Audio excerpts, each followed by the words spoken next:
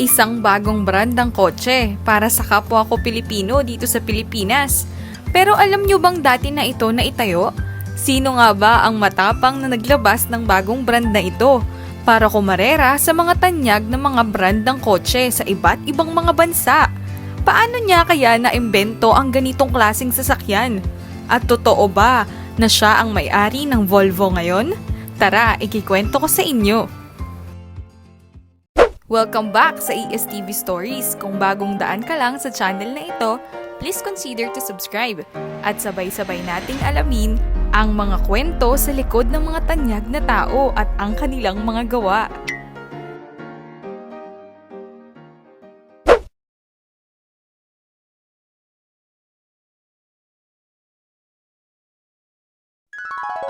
Si Li Shufu o kilala din bilang Eric Li ay ipinanganak noong 1963 sa Taizhou, lalawigan ng Zhejiang. Ipinanganak siya at pinalaki sa isang agrarian area, kung saan isang karangyaan ang pagbili ng kotse o pagsakay sa eroplano. Ginawa niya ang kanyang unang modelo ng kotse sa edad na 10, matapos ma-inspired sa mga red flag na kotse na nakita niya sa kalapit ng paliparan ng militar. Isa sa kanyang mga hilig ay ang poetry at music. Kinuha niya ang Bachelor's Degree Management Engineering sa Harbin University of Science and Technology. Tinapos naman ni Shufu ang kanyang Master's sa Mechanical Engineering sa Yanshan University. Ang kanyang kauna-unahan na pagnenegosyo ay ang pagkuha ng letrato na nagkakahalagang $16 na ibinigay pa ng kanyang ama noong 1980. Ang kanyang murang kamera ay hindi maganda para sa kanyang pinasok na trabaho. Kaya naman niretoke niya ito at gumawa siya ng sarili niyang kamera na may lighting equipment at kasangkapan para sa kanyang studio. Ang kanyang karanasan sa negosyo sa fotografiya ang nagtulak sa kanya upang subukang kumuha ng ginto at pilak mula sa ginamit niyang makinarya. Gayunpaman, pinilit siya ng kompetisyon na lumabas na lang sa negosyo dahil na din sa mga mas kamangha-manghang naiimbento ng kanyang mga kakompetensya. At sa edad na 23, ang kanyang pangalawang naging negosyo ay ang paggawa ng mga ref. At opo, tama kayo, gumagawa siya ng sirang mga refrigerator. At hindi nga nagtagal ay gumawa siya ng kanyang sariling ref sa ilalim ng brand na Arctic Flower.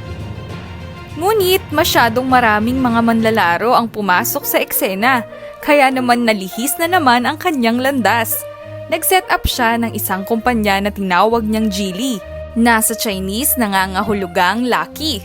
Kasunod sa mga kabiguan kasama ang Tiananmen Massacre ng 1989, ipinasa niya ang negosyo sa gobyerno at nagpunta sa pag-aaral para sa susunod na ilang taon. At matapos ang kanyang pag-aaral, bumalik siya upang magsimula ng isang negosyo sa mga motorsiklo noong 1993, na kung saan nauna nang nagtagumpay. Ngunit sa paglaon dahil sa pagpasok ng mga bagong manlalaro o mga bagong brand na naglalabas ng iba't ibang mas magagandang brand ng mga motorsiklo. Kaya naman, ginawa niyang mas mababa ang presyo ng two-wheeler Japanese version at naibenta niya ito sa 22 bansa.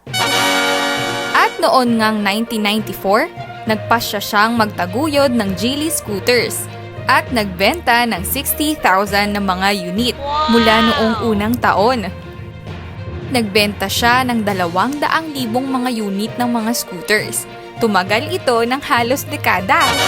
Paglaon ay nagpasyang pumasok sa karera ng automotive.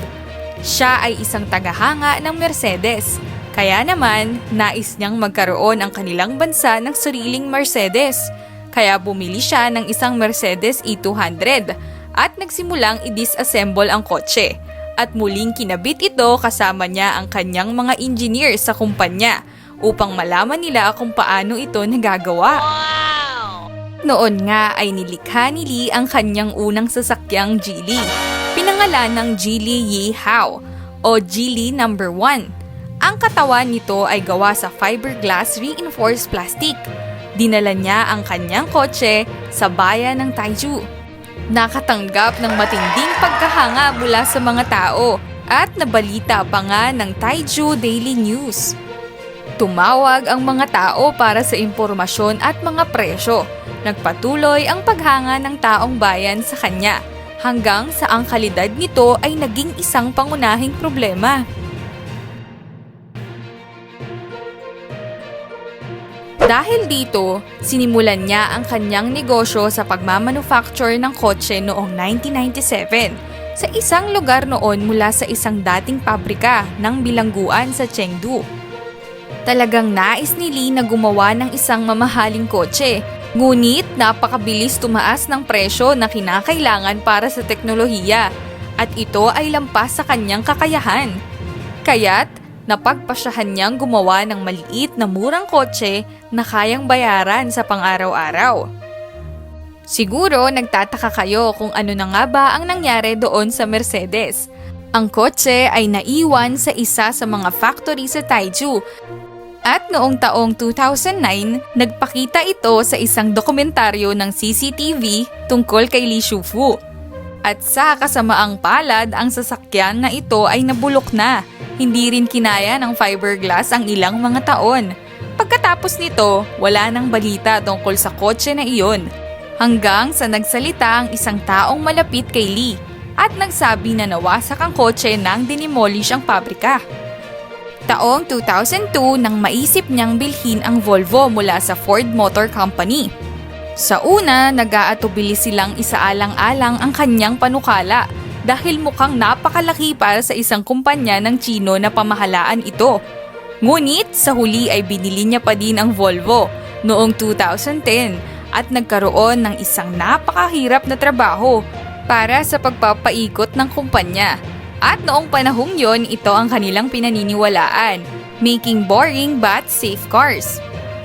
At sa taong 2012, ang Geely Holding Group ay isa sa pinakamalaking kumpanya ng Fortune Global 500 sa buong mundo. At matapos ang mga ito, patuloy na gumagawa ng sasakyan ang Geely.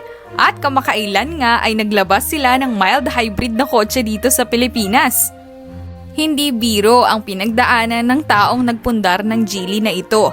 40 taon niya iginapang ang kung anong tagumpay ang nakamit niya sa kasalukuyan. Ngayon, ang founder nito na si Lee ay mayroong net worth na nagkakahalaga ng $21.6 billion. Ayon ito sa Forbes. Siya din ay iniranggo bilang ika-80 na pinakamayamang tao sa taong 2021. Maikli man ang storya na ito naman ay puno ng aral at kahusayan.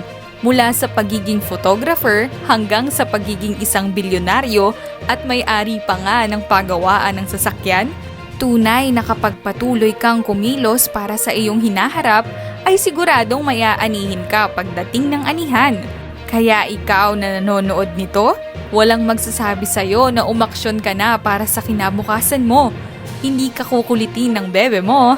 Di ka sasabihan ng mama mo, tanging sarili mo ang tutulong sa'yo upang magsimula na ngayon. See you sa susunod nating video.